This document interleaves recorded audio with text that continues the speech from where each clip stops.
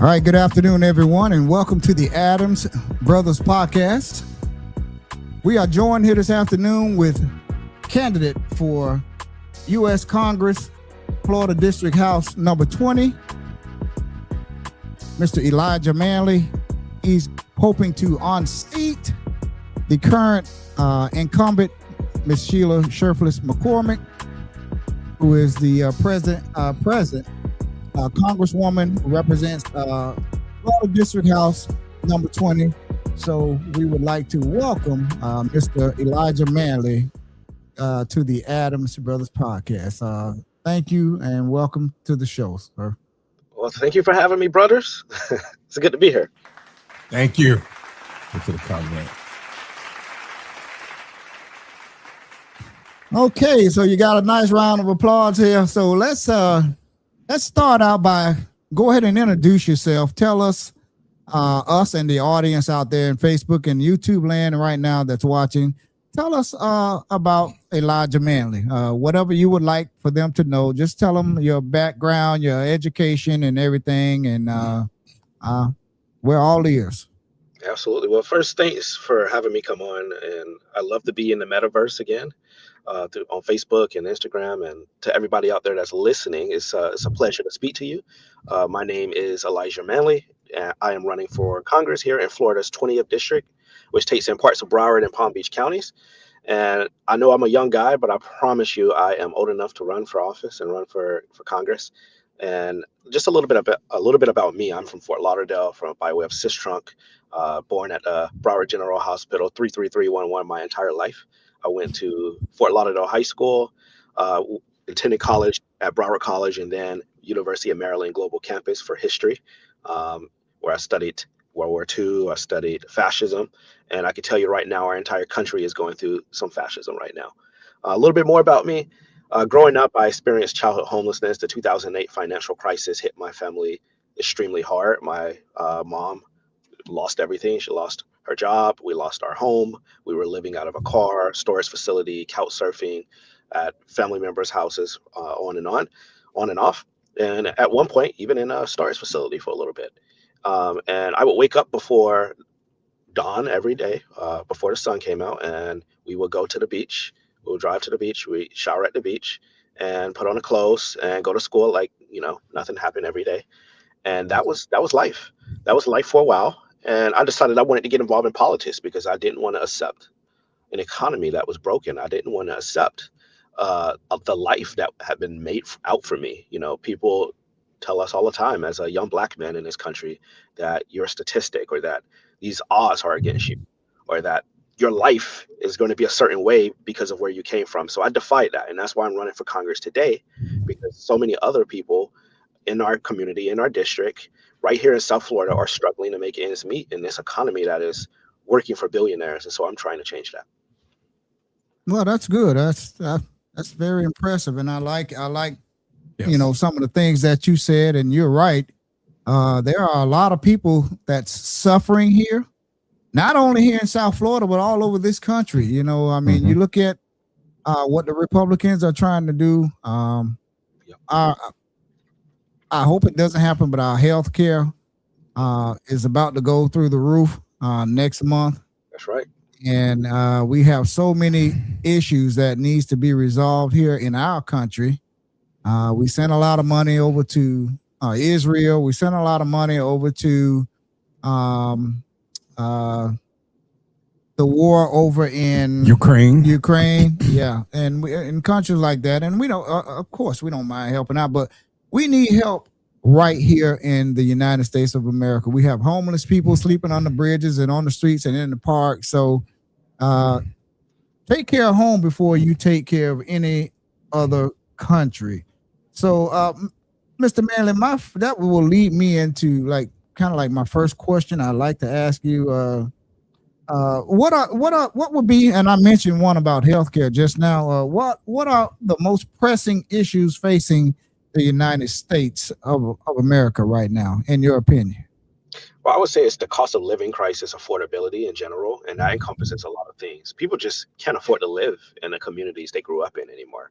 The cost of housing is going through the roof. Rent is going up. Property taxes going up. Property insurance is going up. The cost to build a house is going up. People's income is not keeping up with the inflation that we're seeing in the economy. People are still making the same wages that they were making 5 years ago. Meanwhile, the prices of groceries are going through the roof. To get a carton of eggs now is through the roof. To go and get some bread is through the roof.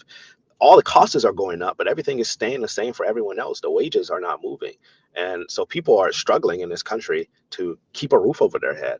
And they're struggling to pay the rent. They're struggling to afford groceries in this economy. So it's an affordability crisis in this country right now.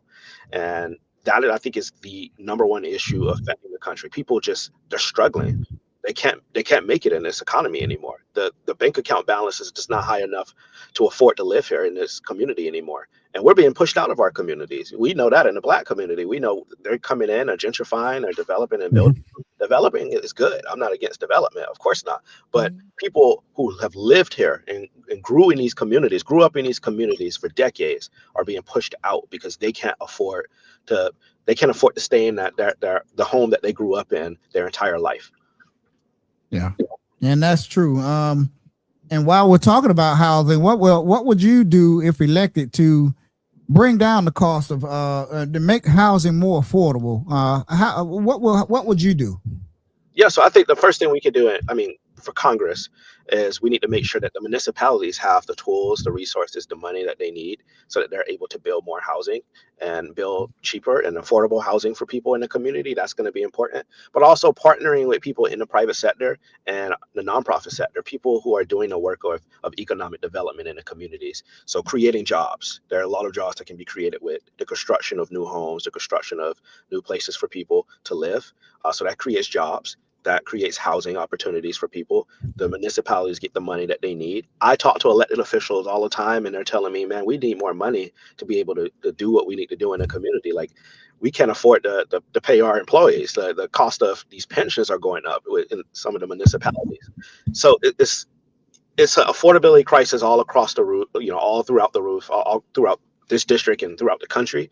And we need a member of Congress who is going to, one, deliver the resources the municipalities need, work with the private sector to build housing in our communities.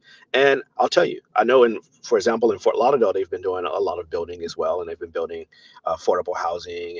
And I think the requirement should be, more workforce housing. I think that's important. A lot of people who are working in, especially the public sector, you have teachers that can't even afford to live in the communities that they're teaching in anymore. And so maybe the school district needs to turn some of these campuses into housing for teachers.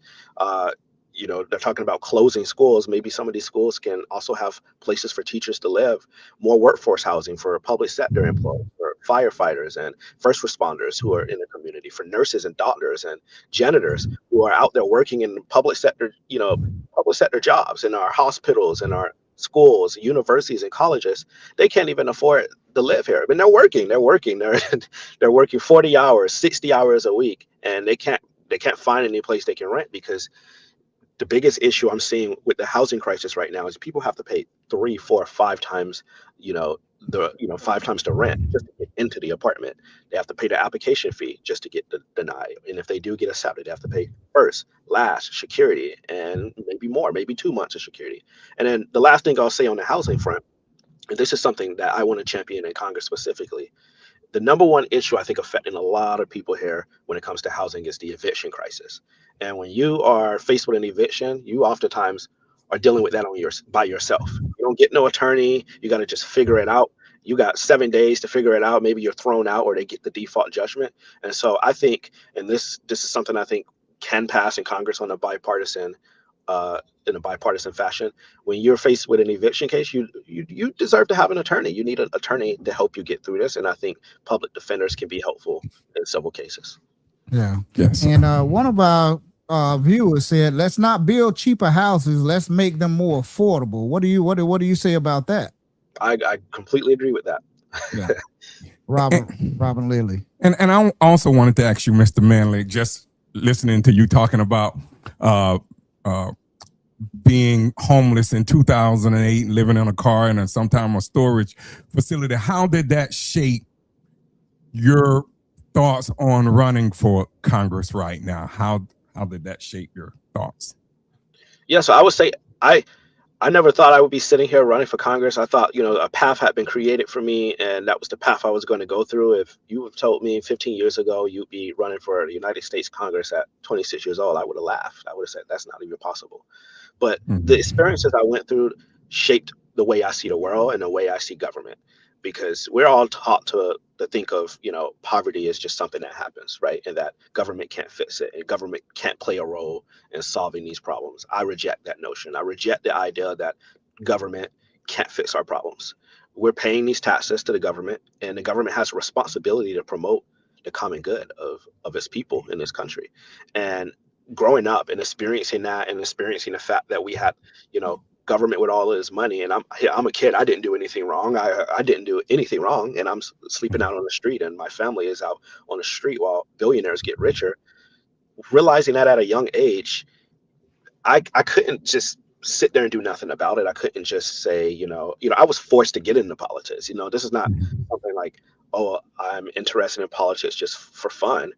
I got involved with politics because I saw how broken the system was. I saw that without new ideas and people in rooms looking at the decisions being made by these policymakers and bringing newer and better perspectives to the table, then nothing would change. And running for Congress, it's important to have voices in Congress that have experienced poverty, that know what poverty is like, and not just looking at it from the standpoint of zeros and ones and statistics and numbers, like how much are we going to cut Medicaid and Social Security by and housing by. You need to see human lives. And when I'm in Congress, every cut that is made or every budget proposal that I get to take a look at and vote on, I'm looking at it from the perspective of somebody who has been homeless, who has experienced poverty. And when you bring that perspective to the table, it's so valuable. You can change a lot of minds. Congress is very absent with these perspectives because half of Congress are millionaires, and so they don't know. They just don't know, and many don't care. But having that perspective is important, and that my life was shaped by the experiences I had. I don't see myself as somebody who was necessarily a victim of it, even though we are victims of an economy that is broken. I see myself as a champion for working people. Okay, and you call Shelia Cherfilus-McCormick the Andrew Cuomo of Florida for being under investigation. It's no secret that she was accused of illegally funneling $5 million in FEMA overpayments to her company and to her campaign account. Also, Ms. Cherfilus had been under investigation by the Congressional Ethics watchdog since 2023, if I remember right. And I know, just listening to the news, she faces right now up to 53 years in prison if convicted, according to prosecutors. So I want you to speak more to that about calling her the Andrew Cuomo of Florida. Well, I'll start by saying it's very, very sad that our district is in the headlines for corruption. And it's unfortunate because we have good, hardworking people here in our community who are just trying to make ends meet, and they don't have a member of Congress that is working for them. And it's going to be very hard for her to fight for our needs if she's fighting off criminal charges and trial dates and plea bargains and all of this stuff. So, I mean, Andrew Cuomo, the parallels are just there, between two corrupt politicians. And she will have her day in court, and she's going to talk about herself. I'm going to talk about me because I know that what the people are looking for right now, they're not looking for any more corrupt politicians. They're looking for people who's focused on making their life better. That's what I'm focused on. She won't be able to do it. She won't be there, but I can be there, and I can be a voice for the community, because just driving down past the bus terminal, and you see people sleeping out there. You see people sleeping as you pointed out, under bridges, on park benches. They need somebody that's going to fight for them. And right now they don't have a voice. They don't have anybody that's really thinking about them. And so that has to change. And it won't change if we keep sending people to Washington who's going to continue with business as usual politics, who's going to continue embarrassing our community, because it's an embarrassment. It really is a national embarrassment that the Congresswoman is being investigated and indicted and charged with stealing money of us. Because remember, this is our money. This was our money she took away from her. Allegedly, she still has to have her day in court. So I wanted to follow up. Those are allegations for right now. Hopefully they're not true, but if they are, then they'll come out in court. But go ahead. She filed a defamation lawsuit against you, I believe, in September. Can you speak to that, or do you think in the end you will be exonerated of all of that in that lawsuit? Well, I think it's for sure going to get thrown out because everything I said and that she sued me about were things that were verified by the FBI and the U.S. Department of Justice in their indictment. Their very long indictment. I think it was about 90 something pages in which they listed text messages, receipts, all these transactions and wires. And so she's, I haven't been served with this lawsuit. So if she's going to serve me with it, I'm pretty sure it'll get thrown out in court and she'll have to pay me and my attorney fees for wasting the people's time. But that's what politicians do when they're afraid and they want to silence their opponent for speaking out. They try to sue. It's the Trump tactic. It's what Donald Trump does when he gets angry at somebody. He throws a lawsuit at them and forces them to retract or be quiet or pay him. And this was a Trump tactic, but unfortunately, it's not going to work in this case for her. So I've been focused on the affordability crisis. I've been focused on the cost of living, while the Congresswoman is focused on protecting herself and, in this case, protecting herself from going to prison. Yeah, and I know you spoke a little bit on it. We had Trisha Patty Saunders Malik, and I know you spoke a little bit about the health insurance. And I know just listening to the news, Congress goes home today. Yes. So the higher premiums are set to come in in January, but Ms. Saunders wrote, and I know again you spoke on it. She came in late. What is your opinion in regards to the health insurance crisis we are currently facing? Example, the ACA bill. So it's a shame that the Republicans are giving up on their jobs right now, going home for the holidays, knowing that millions of people are going to lose their health insurance or have to pay thousands of dollars a month starting in January. My premium just went up, and I don't know how I'm going to pay for that on January 1st. It went up from $160 a month to about $900 a month premium. And I'm seeing worse premium statements coming out from people. People are posting on the internet, and even I'm getting emails from people saying my premium is going to be like $2,200 a month. Don't know how I'm going to pay for that. And so the Republicans, they did that because, again, they want to give tax breaks to billionaires. They want to privatize everything. They want to destroy Obamacare, and they want you to pay more in healthcare so that billionaire pharmaceutical executives and billionaire healthcare executives could make more money in profits. That's all it's about. So it's really sad that that's happening. They should come back to work immediately. They should come back right now, and they should extend the ACA subsidies for another 3 years, like Hakeem Jeffries wants. He put the bill out there. It got some bipartisan support, but what Mike Johnson and the MAGA GOP in Congress is doing right now is saying, we don't care. We're going to go home for the holidays because we got government health care, but everybody else, we don't care. When January 1st come around, figure out how to pay for it. That's what they're saying. Free health care. They all get free health care, the top of the line health care for them and their families. But everybody else, the millions of people who rely on the ACA subsidies for their health care, for the premium, or people that are getting their health care through the marketplace right now, it's really dire out there. It's a dire situation that Republicans created. And now they want to go home for the holidays with their families, with their good health care, and screw everybody else. That's exactly what Donald Trump's Republicans are saying. Mr. Manley, can you repeat that once again? Your health insurance will go from $160 up to what? $900. $900 $900 a month. Yeah. Wow. And that's for just for you. Monthly. Just for me. Monthly. So how in the world would a family of 3 or 4 or 5 children, a husband and a wife, afford health care? They're gonna start going without health care, and then they're gonna start flooding the hospitals for care, and then the hospitals aren't gonna get paid. No, we're gonna pay it. The taxpayer's gonna pay it. They're not gonna pay the bill.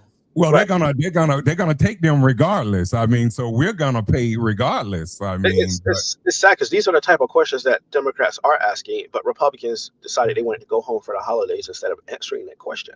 Of right. Like you said, there's going to be a family of four.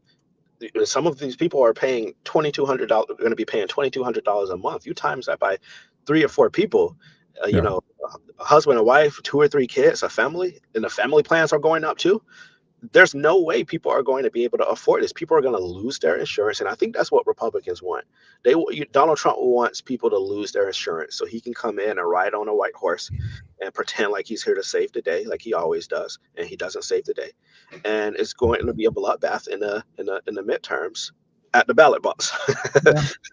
It's going to be a bloodbath at the ballot box for Republicans. Well, And on that note, you mentioned Hakeem Jeffries, Congressman Hakeem Jeffries from New York. Would you support him to be the Speaker of the House if the Democrats win the House back in 2026? So I think it's just the midterms. Yes, if we win back the House, I expect us to have a Democratic Speaker. I do expect it to be Hakeem Jeffries.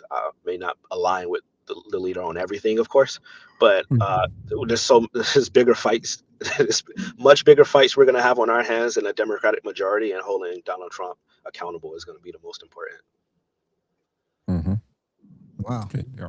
I'm still at awe. I mean, your health insurance is going to go up $740 just because these Republicans sat and did nothing. Yep, and I'm going to lose the healthcare because there's no way I'm paying $900 a month. Exactly, that's what I'm saying. How many more people that are thinking just like you? I can't afford that. That's going to put me out. That's going to put me out on the streets. You know. Well, you had some Democrats cave in too. Weeks ago when they were holding out. So it's not just a Republican thing. I mean, it's more wider Republicans that are against it. But you had some 8 stooges. I call them the 8 stooges. Yeah, you had gave up, and you had the 8. Yeah, the Republicans did a pinky promise and said, "Oh yeah, just open the government back up, and in December we'll vote on the like." They're liars. Republican politicians are liars. I saw through the lie. The House Democrats saw through the lie. The Senate, somehow 8 Senate Democrats decided, okay, well, everyone can lose their health insurance. And they're at fault. They enabled it. The 8 stooges enabled Mike Johnson. They enabled Donald Trump. And now people are going to lose their health insurance because 8 stooges decided to go with Republicans. And that's not how a Democratic Party should be operating. No. So for a while, I was, very critical of Jeffries because I was like, oh, well, he's not. But Jeffries has kept the House Democratic caucus all united on one front, on staying together. Schumer has not been able to keep the Senate Democrats in line. And as a result, people are going to lose their health insurance. I'm running for Congress, and I'm about to not have any health insurance in a few weeks. It's wow. Well, this is crazy, man. And this hits home, man, because you got people out there that are sick and battling cancer right now and battling diseases that is threatening to kill them. And if they don't pay this insurance, they're going to die. This is basically going to kill people because they can't afford health insurance. This is crazy. And whoever those Democrats are that voted, and I'm going to find out who they are, whoever those Democrats are that voted with the Republicans to dismantle this health care here and raise the cost of our premiums, they need to go. They should have held out. Well, that's leading up to another question.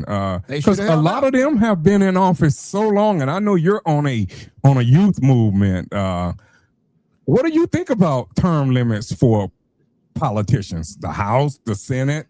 I believe in it locally. I mean, I see them trying to skirt the true term limits here, but we have them in place for the president. We have them in place for the governor here in the state of Florida. What are you thinking? I know you're trying to run down just to get in there, but what do you think? Maybe let's just say a 12-year term for a person running for Congress.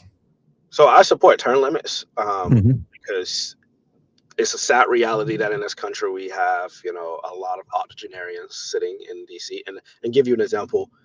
5 Democrats passed away in the past year, 5 Democratic House members. If we would have won the majority in 2024, we would have lost it by now. We would have lost it because of deaths in the House Democratic caucus, and that's unfortunate. Nobody can control when, how long they're going to live, and hopefully I can live a long life. But I don't think that I should put my constituents at risk because of I'm in elderly in age, and I think there needs to be term limits. I think exactly what the term limits end up being. I think 12 years makes perfect sense. Otherwise, Yeah. you get career politicians who get in there, and like you said, the president has term limits. There's term limits for governors. There's term limits for our state legislature, for the state house and the state senate. There's term limits for local officials, and I Yeah. think it's fine to have some term limits for Congress too. Otherwise, we're going to end up in a situation we're in now where people are 70, 80, 90 years old in office, don't know why they're there, just there and dying in these seats when you have perfectly talented and capable young people running for office across this country or capable of holding these seats and doing the people's work. I don't plan on spending my entire life in Congress. When I'm in my 60s, the last place I want to be is in Washington, D.C. And Right. I want to be somewhere else. Well, I wish they felt like that, because even locally, that's the problem. What I'm telling everyone, even locally, these people able to stay in that office, and then they skirt here in Deerfield. Here we have term limits, but if you sit out for 4 years, you can come back and run. That's not true term limits. No, those people might have did good, but give someone else a chance. I mean, and I'm 59 years old, but I agree with you with that youth movement that's going on right now. We need more of that, because we need to get these people out of there, because they're part of the problem. All these long timers, Mitch McConnell and can't think of a name, who was just in the Congress. Margaret Taylor? No, the from California. She was in there. Oh, but you got these people, Pelosi. You got these people been in there. I mean, and much as I love Auntie Maxine, you got people been in that office 35, 40 years. Some of them close to 40 years. I mean, again, that is part of the problem. But I just wanted to say that. Yeah. It's sad because Congress shouldn't be a retirement home. It should not be a retirement home, and right now it is. And it should be a place people go to do the work of the people and get out of the way and pass it along to somebody else. And that's true on every level too. So many people just get in the seats and they just holding them, and they don't know why they're in there. They don't have a mission. They don't have a purpose. It's just they're there for the title. And we have a problem. And this is the problem in the Democratic Party. And it's the same on the Republican side, but the Republicans embrace their young people. They welcome them into the process. They do. And you see it. They do. They groom them. They groom them to take their place. But you never see that in the Democratic Party. You never even see that locally. No. No. You never see a young person being groomed. It's always it's always some crony. And you're right. I have mentioned that to a lot of people too, that you see the Republicans, they like Charlie Kirk. Much as people might not have liked him, he was grooming the young folks' mind. He was shaping their mind to when the Mitch McConnells, when the other people come out of there, that you got someone capable that's been programmed in a way to come right in and take their place and don't miss a beat. That's right. And that's what I don't see the Democratic Party doing. I just wanted to say that. Okay, if you're just joining us, we'll join here with Mr. Elijah Manley. He is a candidate for U.S. Congress in the Florida District House.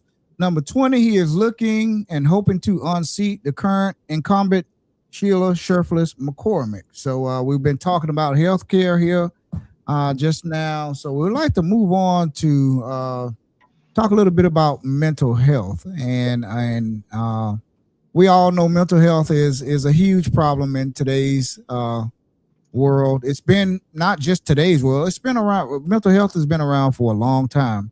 It just wasn't properly addressed, and it was put off on the back burner, and it now that it is in the forefront, we always need funding for mental health. We all know someone that is dealing with mental health.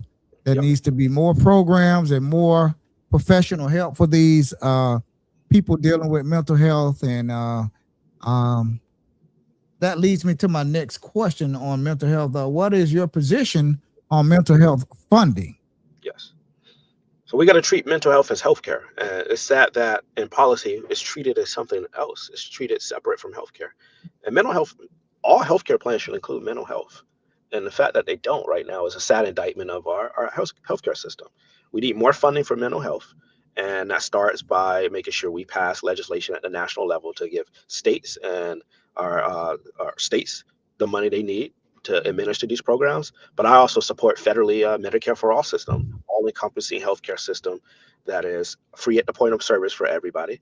And you just go to the doctor, or you go to your therapist, or you go where you need to go, and you take out your Medicare card, and it's paid for. I mean, if we're spending billions and billions of dollars on the military and on wars and all of this stuff, least we could do is give our people health care, and that includes mental health care. And what I'll also say on mental health care is we need more mental health professionals, and we need more culturally Yeah. competent mental health professionals. There is a crisis of mental health within the Black community right now, and it doesn't get any attention because nobody really cares. These people in power don't really care about the Black community and our issues. So I have parts of my platform where I talk specifically about investing in mental health, specifically for the Black community. Also, another session that's focused on Black men's health as well, tackling cancer, colon cancer, pancreatic cancer crisis that we're having in the community. But on the mental healthcare front, or the mental health funding front, a lot of this needs to be administered through these schools as well, starting early, giving money to the school districts so that they're able to administer programs and catch things early, and so that it's easier to treat certain uh, trying to prevent these problems from happening. Because right now we have a very reactive mental health system, and we need to be a little bit more proactive, catch things early, and try to help people early on so that they're not suffering. Because maybe somebody ends up with a mental health issue, and they end up losing their job, they end up becoming homeless, they lose everything, and that's a person, that's still a human being, and they have a story. And so when we look at people sleeping under the bridge, or we see somebody who's homeless and who has a mental health issue, a lot of people push them off and like, oh my God, these are people, and these are people who maybe once had healthy lives and relationships and families, and maybe they lost everything. They had a bad day, they had a mental breakdown, or they didn't have the services they needed, and now they lost everything. And a lot of people are a paycheck or two away from homelessness, or maybe one breakdown away from losing everything. So the mental health crisis is, there's so many webs to look at this crisis through. And it's an economic crisis, it's a healthcare crisis, it's a crisis of a broken government that is not funding healthcare, and as a result, the people end up paying the price in the end. Yeah, yeah, and we definitely don't need a person that's having they're in a mental crisis, and we don't need people calling the police on a person that's in crisis, because a lot of times they end up getting killed and shot and killed, and that's not what we want. I know the police now, a lot of departments, they have mental health crisis teams that go out when there's a person in crisis, but we definitely need more funding for mental health here at the local level. Definitely here at the local level here in District 20, right here in Florida. So thank you for answering that question. And then and all of these questions keep leading back to healthcare. But if you have healthcare, I think you ought to go to the doctor right now and get you a full checkup, get you a physical, because the way things look right now, you won't be able to afford it starting next month. It's going to be with tough. Obamacare. People with Obamacare, yeah, that's going to go up as well. And your prescription drugs is going to go up. Well, that's going to go up. You won't be able to afford the prescription drugs. You'll find yourself cutting the pills in half, trying to stretch them. So that leads me to my next question. How would you address prescription drug prices if you're elected to Congress. And I wanted to say one thing. If you listened to that speech last night, That crazy. what question you're getting ready to answer? That was a crazy maniac speech, and that is Yeah. Trump every day. I saw it early this morning. I was watching it, and I was like, this man he's losing it. But prescription drugs. So the first thing for sure is capping prescription drug costs. Right now, the pharmaceutical company has free reign to just charge whatever they want for these drugs, and there's almost like little to no regulation. So they're gouging the people, they're price gouging, and I think they should be prosecuted. And we need to have federal legislation, a cap on certain prescription drug costs, blood thinners, for example, diabetes medicine, anything that's life-saving, Alzheimer's medicine, any drug that is specifically required for living, which is most of them. There needs to be a cap on the cost of those drugs. So that's the first thing we need to do. The second thing, allow for the importation of cheaper prescription drugs from other countries, such as Canada or some of our other partners across the world, our allies. They, why am I paying $2,000 for a vial of a medicine here when in Canada I can go and get it for $15, right? Mhm. That's ridiculous. It should be legal to import those drugs here to America, cheaper brands of the same medicine. And I know that there is for sure some bipartisan agreement on that. I just don't know why they haven't passed legislation on this. And I think that's because Big Pharma has a stranglehold over our politics, and they bribe politicians and keep them from doing anything on this issue. So cheaper prescription drugs for sure, stopping the price gouging. That's the first thing. And then we need to do some prosecutions. I think we need to start prosecuting some of these executives, because that is the only way you can really hold them accountable. Like giving them a fine or anything is not going to stop a billionaire executive from gouging the people. Mm-hmm. And what is your stance on campaign finance reform? Oh, I know we need that. We need that big time in this country. And speaking of that, we're in District 20, and we see one of the largest campaign finance crises in this country this year, in this cycle, with the Congresswoman. So we need to get dark money out of politics. We need to ban, these super PACs. We need to overturn Citizens United. I think that's going to be very important, getting rid of Citizens United. That's going to take some time, because we have this horrible Federalist Society, MAGA extremist Supreme Court, and they are infecting all of the courts with these Federalist Society judges. We need to get them out, and that's what the Democratic majority needs to focus on, is getting these MAGA judges out, and that might mean impeaching some of them and getting them out of the courts. And Democrats need to think about maybe packing the courts, so that we can take back our democracy, because our democracy cannot function when billionaires and corporations are treated like people, and billionaires and corporations can spend unlimited amounts of money to buy up these races. There need to be major campaign finance reform. There need to be stricter rules on lobbyists, stricter rules on super PACs, stricter campaign finance disclosure and transparency rules. All of that needs to happen. It needs to happen now if we want to have a chance at ever having a democracy in this country again, because the way it's going right now and the way MAGA is moving, we're not going to have much of a democracy left at the end of this term. Mm-hmm. And what do you think of the Trump and ending the TPS status for the Haitians that is set to expire, I believe, in February, if I'm exact? What are your stance on that? It's when I hear these things, it's just like, these people haven't thought of anything good to do. Like every single thing they have done since he's been in office has just been bad, to hurt people. And what they are doing by ending temporary protective status for Haitians and Venezuelans is just horrible. First of all, the crisis in Haiti right now, you're just sending people back to die, right? And these are people in our community that are working. They're working at the hospitals. They're the janitors. They're taxi cab drivers. They're working in our schools. These are people working and paying taxes in our community. Military people. I saw a military guy got deported back. And they kept saying, "Oh no, we're only going to go after criminals and gangs," and it was a lie. I knew that was a lie, but they're taking people and sending them to be butchered in Haiti. They're sending people back to Venezuela to live under the Maduro dictatorship and be disappeared. when they claim that they stand for Hispanics, and they claim that they support the Hispanic community, and now they're sending them back. They're deporting people out. They're sending Cubans back to a failed state. They're sending Venezuelans back to Maduro's dictatorship. They're sending Haitians back to a failed regime, a gang government to be butchered and murdered. So, and then they're blowing boats up in the middle of the water. It's like these guys don't have anything good to do.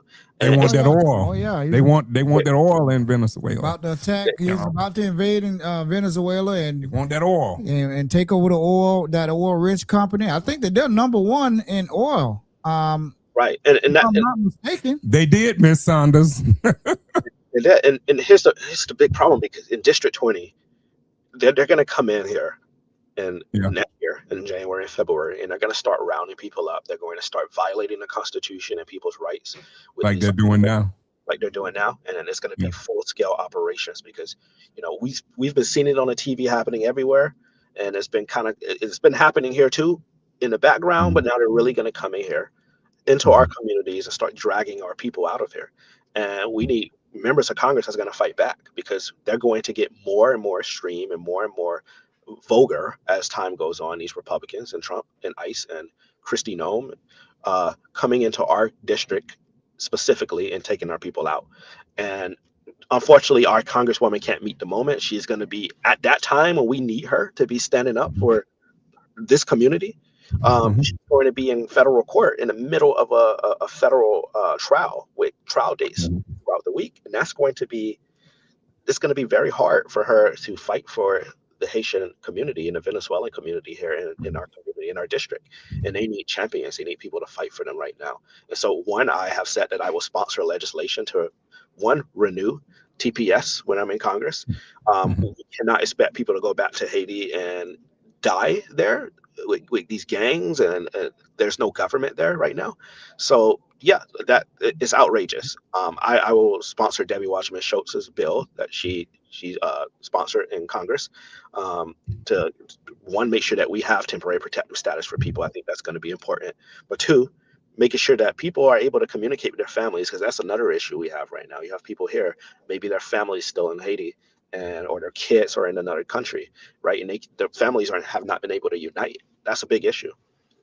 Yeah. Patricia Saunders said the majority of the Cubans and Venezuelans voted for him. Yeah, a lot of Hispanics voted. So they're disappointed at the president for sending them back and basically turning his back on them and not keeping his word to not deport them and go after them. So I guess they're finding out the hard way, learning a little bit about America. That's how we saw the first effects of that in the Miami mayoral election. The Cubans came out and they voted for a Democrat the first time in 30 years. 30 years. Yeah. Eileen Higgins. She was first Democrat elected at down in Miami, the city of Miami, in about 30 years. Mr. Manley, do you believe in ending the embargo against Cuba? I do. I think it's time to get rid of the embargo. I think I think we need to get rid of the embargo. Yeah, I do too. It's been in place It's been in place a long time. Yeah, you can't travel there. I don't think you can even travel there right now, can you? Well, you were allowed to, and I think they stopped it again. I don't think you can travel directly there now. Yeah. Maybe some airlines are flying there. I think like American or something like that. But yeah, it's been a while. So Patricia Saunders also said, one of our viewers said, "What is your opinion on putting a cap on homeowners insurance and property taxes?" It's a good question. You spoke kind of on that earlier about the local politicians wanting more money. Yes. So definitely needs to be a cap on the insurance side for sure. Because right now in Florida, I mean, it's the wild, wild west. There's like no regulation, and they pay off the Tallahassee politicians to keep it that way. I think we should just start. I'm being real serious when I think we need a prosecutor, specifically an insurance prosecutor at the federal level, to start taking on these people, because what they're doing is criminal and there's no regulation. Very little regulation, and very little regulation happening on the federal level also. And in Florida, it's the wild, wild west with these insurance companies. Some of them are pulling out too, or they're saying it's uninsurable. unless you pay these absorbent amounts. So I definitely think that needs to happen. On property tax, it's a tough question. I don't have all the answers there. I will be honest, but I know for sure we don't need to be banning property taxes. That's crazy. Abolishing property taxes is insane. That's what the Republicans are trying to do.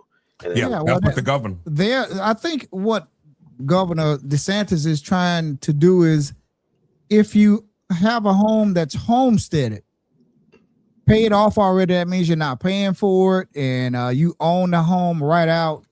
That home that you have homesteaded, you won't pay taxes on. Now, if you just bought a house and you're still making mortgage payments, I think, to my understanding, I think that's what he's trying to say. But still, that's going to be a loss in revenue coming into the local I government. don't think the local government. I don't think any of that money goes up to the state, but still, it's gonna. Yeah, like there's gonna be an impact. Well, you need to call the police. There's gonna be no 911 dispatchers. There's gonna be very few officers. There's gonna be anarchy. That the Republicans, they're supposed to be, tough on crime and keeping us safe.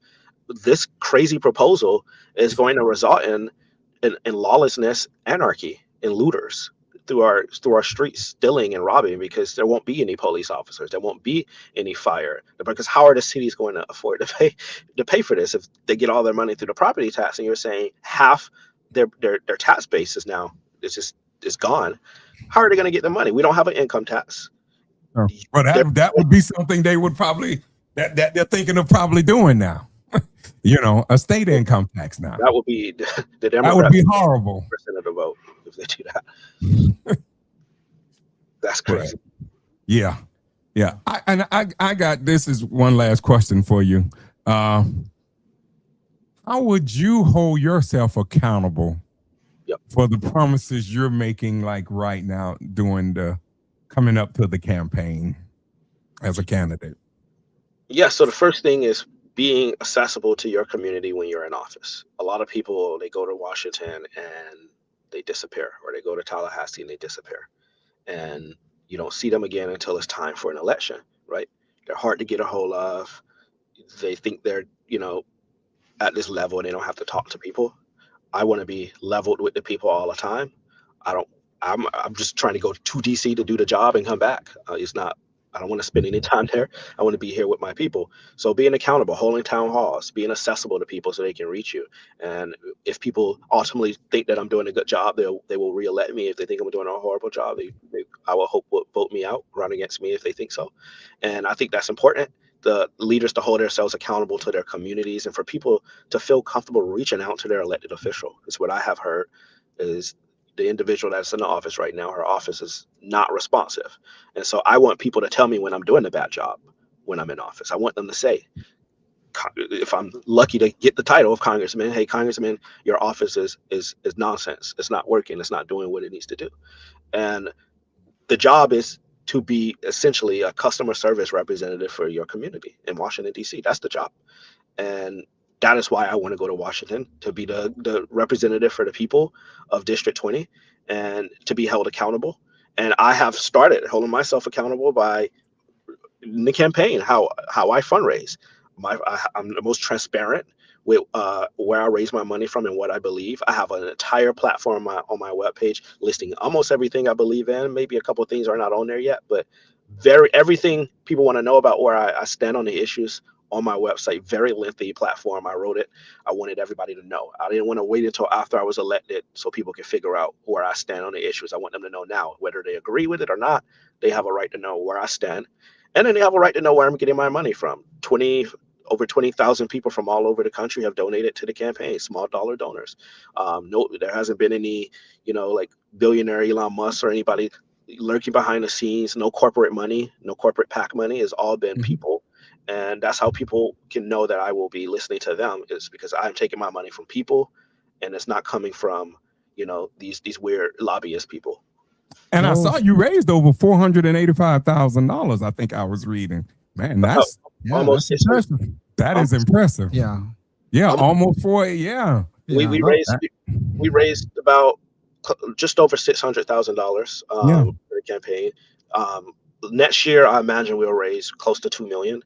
So, I know there's people thinking about getting in this race, but we are, we're doing the work, meeting people, going to the doors, communicating with the voters, and of course, raising the money that we're going to need to fight back. Those are some very good answers that you provided to us. You sure you haven't been in politics before? Because when we gave you those questions, man, you just blasted right off, and you just ready like you already know the answers to. We didn't give you the answers to any of our questions, and you sound like you're very well prepared to debate for a debate or to answer the questions of the people that's going to vote for you here in District 20 here. So I think you started out around 2017, right? Like running for office. Yeah. Well, I did my homework. I always do my homework on everybody Yeah. that come on here. So. And you've never been elected to any office before? Nope. Well, you certainly sound like it. I can tell you that much, man. You certainly sound like you're a seasoned politician. So, that's it for me. Okay, so that's all of the questions. So now we're gonna turn it over to you, Mr. Elijah Manley, who's running for Congress in the U.S. Florida District House number 20. We're gonna ask you to look into the camera. Look into that camera right there in front of you, and on your laptop or your electronic device there, and tell the people of Florida House District 20 why they should elect you as the next U.S. Congressman. Right. Well, the first thing I want to say is think about the past few years in this district, what the headlines have been. Think about whether or not your life has gotten better or worse since Congresswoman Cherfilus-McCormick has been in office, and now with Donald Trump in office. Things seem bad right now, and that's because they are bad, because the economy is broken, and we don't have people in Washington, many people in Washington that come from our experience here in District 20. I've been through it. I've lived through homelessness. I've lived through poverty. I'm a regular guy running for office. I'm not somebody that's just sitting here trying to get a seat in the title. I've been through this stuff, and I'm a regular person, and we need more regular people in Congress. And the promise that I can make to people, I can't promise that I'm going to accomplish everything that I'm running on, but I can say the promise that I can make to people is that I'm going to listen. I'm going to be accountable to this community, to this district. And I want the people to know that they have a fighting champion in me, because I have been through it. I've been through the valley. I know what the darkness looked like, but I also know that on the other side of that, there's promise and there's light. And I know that we're going to get through that. We're going to get through all of this that we're in right now, that we're dealing with, the fascism, the Republican nonsense that we're seeing in Washington, and the nonsense that we're seeing right here in the district. We're going to get through that. And it's not just about how bad things are. It's about what we're going to do to make things better. And I don't want to focus on just how bad everything is. I want us to know that we're going to do something better. We're going to do something different. And we're going to build a majority that focuses on making life affordable for you, making sure that you can afford your groceries, making sure you can afford to keep a roof over your head with the rent, making sure you're not paying out of your pocket for these absorbent amounts for the healthcare premiums and for your health, that you have healthcare as a human right, that you're able to thrive and live in the communities that you grew up in, and you don't have to move. And so that is the vision that we need in District 20 and that we need to send to Washington, because that is the vision that's going to make our lives better. And that's why I'm in this, only to make life better for everybody else, not to get rich, not to hold a title, to get in, make life better for everyone else, and then get out and go live my life. How old are you, Mr. Manley? May I ask you? Right? You're 20. How old are you? 26. 26. For about 2 more weeks, and then I'll be 27. 27. And Miss Patty Saunders said, yes, he is very knowledgeable to be so young. So, man, you sound like a very seasoned veteran, man. You're off to a very good start, man. And we really enjoyed I want to stay one. this interview here with you. Before we let you go. Two things. Do you think you think people will try to hold your age against you in running for office? Because I know my generation and above always, for some reason, seems to hold things against the younger generation. I don't know why. I'm trying to break that cycle myself. I think there are definitely going to be some people that might have reservations. And look, I understand, right? Like you got this young kid coming around and he's saying, I'm going to do all of this change. And, you know, he never held office before and all of these things. But I think Mhm. it's a good thing. I think it's a good thing to have something fresh and new. And it's not the first time we've had somebody so young, in Right. office. Biden Right. started out pretty young. Some of our other politicians, even some of the ones here locally. I mean, I look here and I'm like, some of these folks got in office in their 20s. Yes, And so they did. it's a really good They did. thing. Some people are going to use the age, but I think about the content of the person's character, what they stand for, what they believe in, and what they're going to do for you. Yes, and can you come back? We would love to have you back right before the election. I know it's going to be busy. I know you're going to be out stomping, but we would love to just have you come back because I know it's early. The election is in November, but we would just love to have you come back. Yeah. Not like this here, but just come back and just say something to the people before that time, before November. Absolutely, I will do. Okay. All right, Thank ladies you. and gentlemen, we have been talking to Mr. Elijah Manley. He's running for U.S. Congress, Florida District House, number 20. If you missed this interview, please go back and watch it. Outstanding interview. Yes. Mr. Manley, thank you for gracing us with this interview, man. We really appreciate it. And good luck to you, sir. When you Yes, good win, luck. please come back and don't forget about the Adams brothers on your way to Washington, D.C. All right, sir. Thank you very much. Thank you and have a good evening. Enjoy the rest of your evening. You as well. Stick around for a pop-up podcast. We'll be right back.